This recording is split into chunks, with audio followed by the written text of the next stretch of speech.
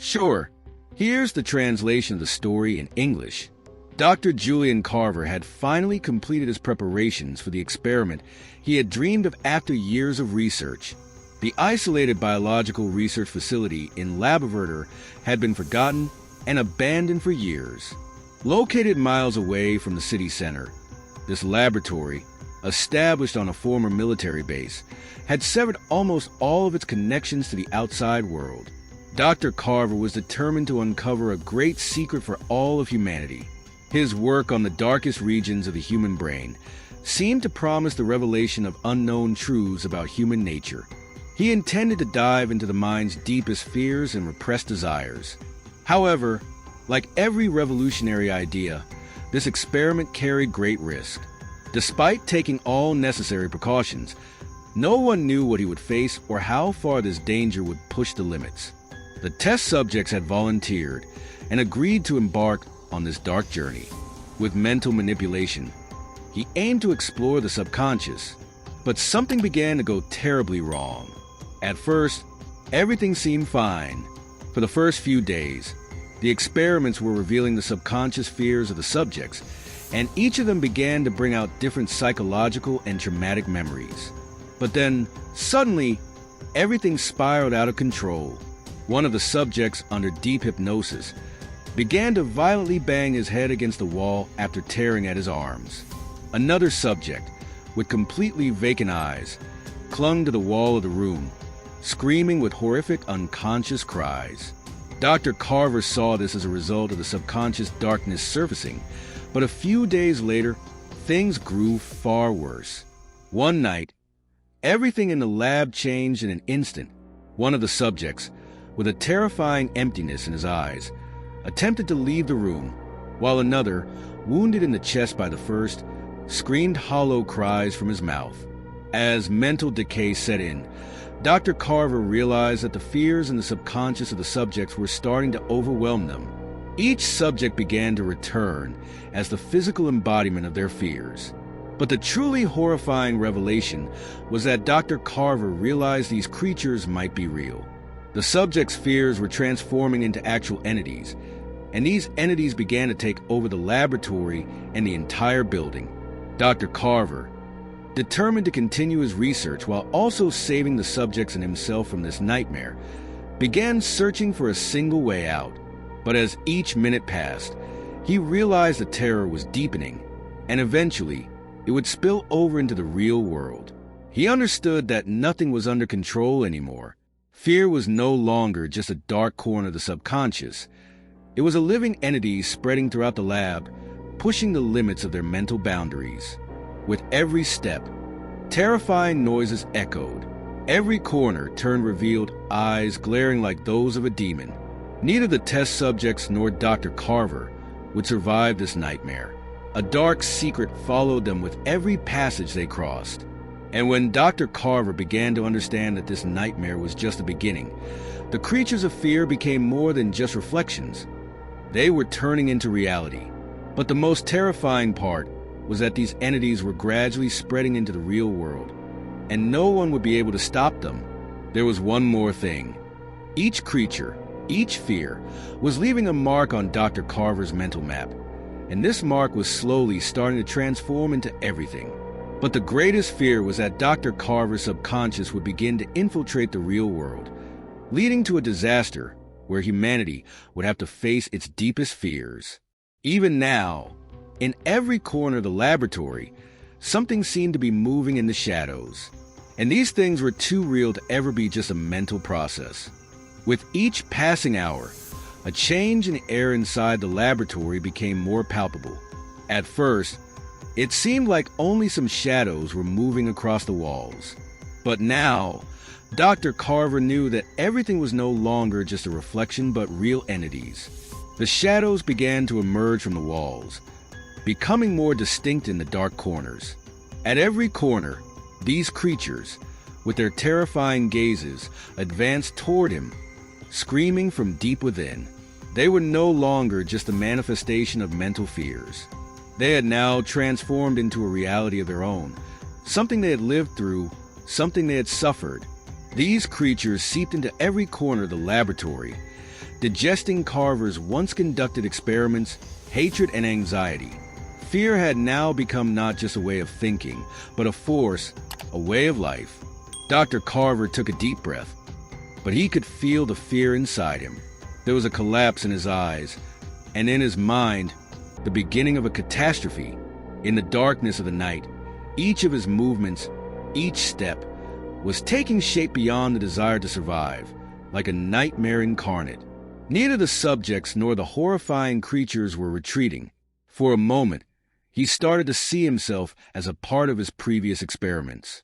Was this fear, the result of his subconscious traumas and mental experiments, something he had once intended to create? Did the causes that had brought him to this point lie in that experiment? All these entities were reflections of the mental boundaries and layers that had disappeared.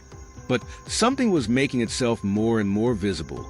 They were no longer just remnants of a past experiment. Now, they were real. And what was even more terrifying was that with every step, these creatures were pushing their limits to make themselves stronger, more human, and more real. Slowly, from one corner of the room, another scream rose. It was as if something was running toward Carver. It was a subject, or at least it appeared to be. Its eyes were now filled with living fear, but the sounds coming from its mouth were unlike any human voice. The fluid flowing from its eyes seemed like the material reflection of an imagined fear. This was not a human being. With each passing second, that entity was becoming clearer, and Carver realized for a moment that there was something beyond everything else.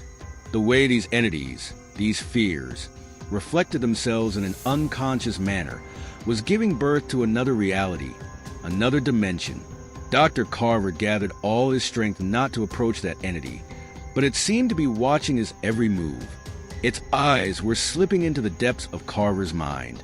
Not long ago, the fears he had created had left him. Fear had seemed like just an illusion. But now, those creatures were real, both internal and external. Their eyes were all fixed on Carver, as if they were a ghost growing on his fears. Suddenly, a painful ringing began in Carver's ears. His vision was darkening with each passing second. The air was pressing heavily upon him. He tried to open his eyes, but he couldn't see what was outside. He took a few more steps, and at that moment, he felt as if the walls of the entire laboratory were collapsing. Everything seemed to have shifted in an instant. The line between reality and imagination was beginning to fade. Every wall, every corner, every object seemed to be a part of those entities. Then, he realized things had become even more terrifying. Inside all the rooms, something seemed to be slowly moving toward him. Everything around him was no longer an illusion. It was turning into a reality. Suddenly, something began whispering from the corners of the dark room. His entire body trembled with the fear of the sound. His eyes tried to catch the moving figures around him, but each figure suddenly vanished.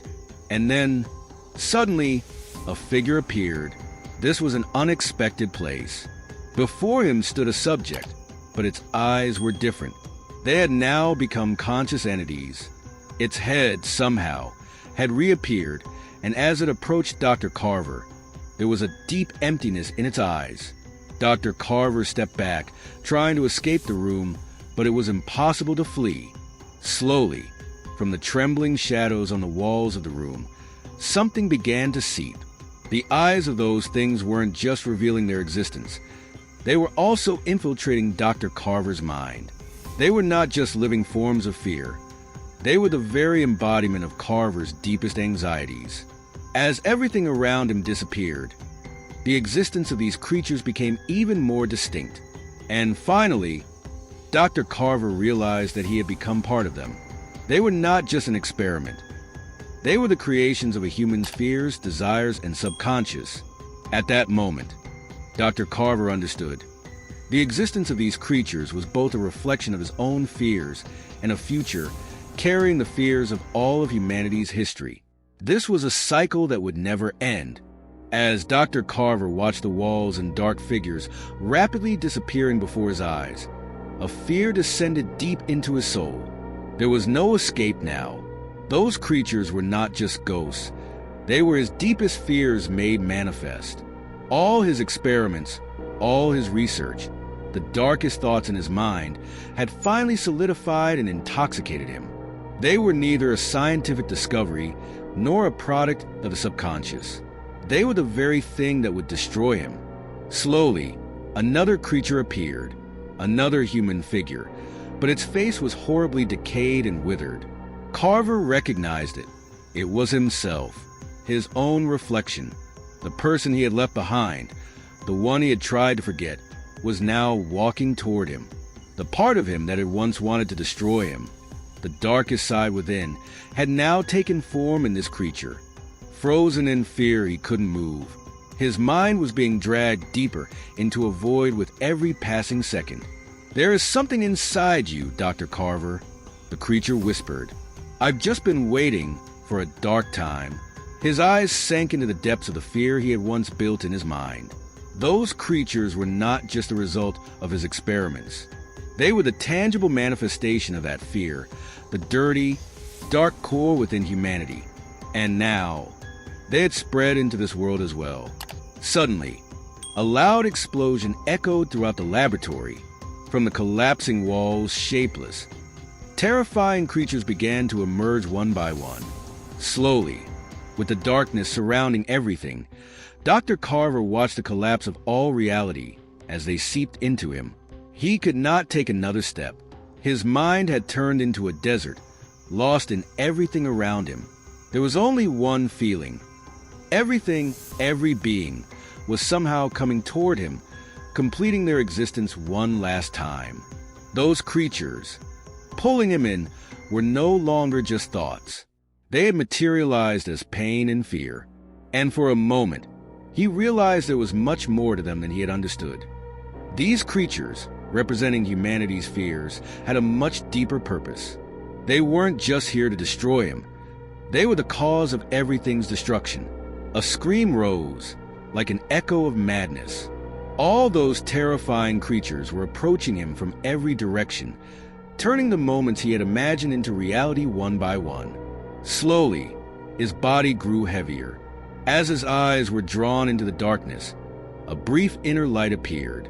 For one last time, he tried to understand what was happening, but the light faded too quickly. And another scream, another echo, Dr. Carver had vanished into the darkness. His mind, too, was being erased, fading along with everything else. Now, those dark and terrifying creatures had begun to rule over both him and humanity. The end had come exactly in this way. While humanity once tried to understand its fears, it now realized that these fears had turned into its very essence, and it would live them to the fullest. All that remained was the echoes of this fear, this darkness. Remember, the darkness always holds a story. Until the next terrifying tale, stay tuned with Campfire Horror Story,